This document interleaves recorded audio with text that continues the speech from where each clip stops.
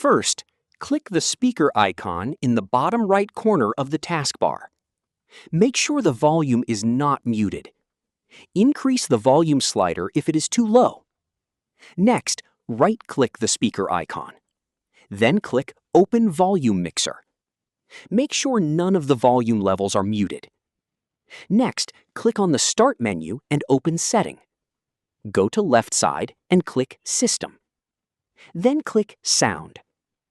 Under Output, make sure the correct audio device is selected. If the sound is still not working, right-click on the Start menu and select Device Manager. Expand Sound, Video, and Game Controllers. Right-click your audio device, then click Update Driver. Select Search Automatically for drivers. Wait for Windows to check for updates. If the problem continues, right-click the audio device again. Click Uninstall Device. Then restart your laptop. Windows will automatically reinstall the audio driver after the restart. That's it. This is how you can fix sound not working on an HP laptop.